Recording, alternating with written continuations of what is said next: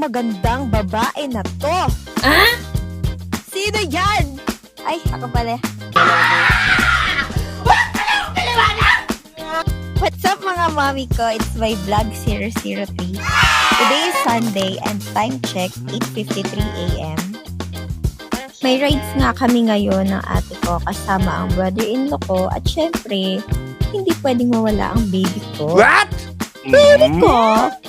Before anything else, pag ganitong mga long ride, very important na magsuot ng mga safety gears like jacket and pants na may mga pad. For today's vlog, ay try ko naman mag-drive mamaya na maliwanag. Kasi 'di ba yung first and second vlogs ko, puro night ride 'yun. Ang destination namin ngayon ay sa Guagua, Pampanga. Angkas muna ako ngayon kay Burns. Mamaya na ako mag-drive pag pauwi or kapag medyo confident na ako sa daan. Kasi ninenervyos pa rin talaga ako hanggang ngayon. Pag ini-imagine ko yung sarili ko na ako na yung nag-drive. Actually, before, tanggap ko na magiging OBR na lang ako forever. Ang sarap-sarap kaya umupo na walang iniintindi. Pero kapag nakikita ko tong lodi cakes ko na ate ko tuwing nagdadrive, ang angas-angas, ang astig, fearless, ganon. Oh, wow! Sa mga hindi pala nakakaalam, naka-Rebel 500 din tong ate ko. Same pa rin kami. Di naman kami nag-usap kung anong tipo namin. Bago kami nag-Honda Rebel, nagpunta muna kami ng Kawasaki para i-check yung eliminator. Pero sa Rebel kami bumagsak kasi iba yung dating eh. Buti na lang pinagbigyan niya kami sa gray color kasi bet niya rin yun dahil nga walang black. Kaya nag-red na lang siya. Ang galing nga eh kasi parehas na parehas kami ng type. Sa big bike, parehas kaming Rebel. Sa sasakyan, parehas kaming naka-Raptor. Color lang talaga yung pinagkaiba. Ito nga si Kuya Prince, binivideohan ko sila na para bang teenager. Ah? Gusto rin daw kasi ng ate ko nung kagaya ng video namin ni Burns. Yung magkasamang nagra-ride sa Skyway, ganyan. Sweet. So, and next part na to at napakaluwag ng daan. If you notice, napaka-kumbirbaro ng driving position. Ayaw, di ma.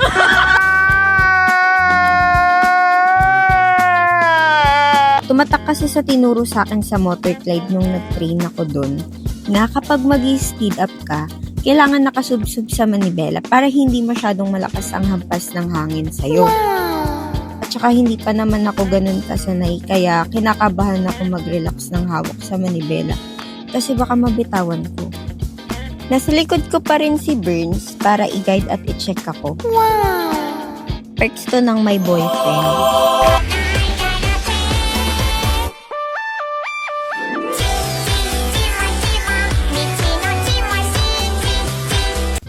Dito nga kami kakain sa Fabrica Dining Villas sa Guagua, Pampanga.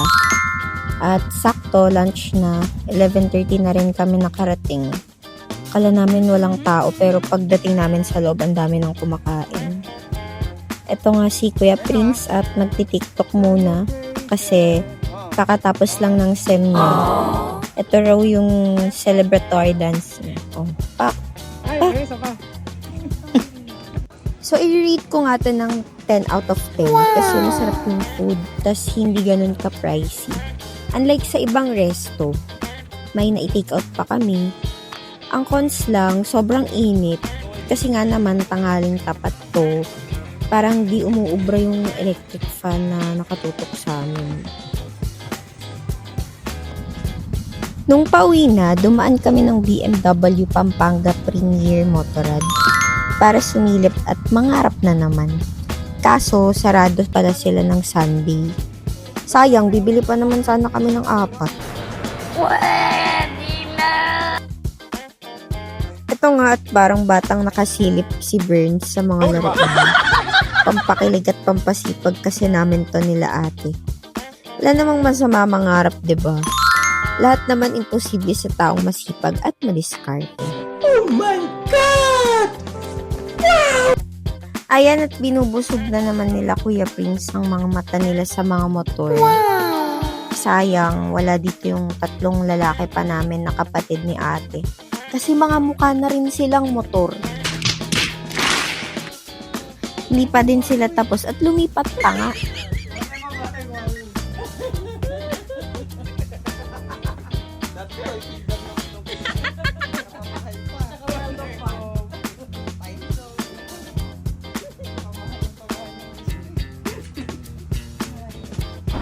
So, nung pauwi na, ako na ang nag-drive.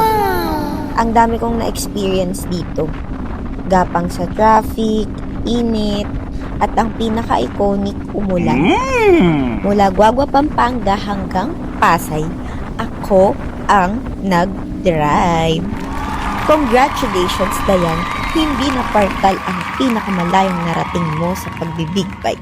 Nakapag-Pampanga ka na!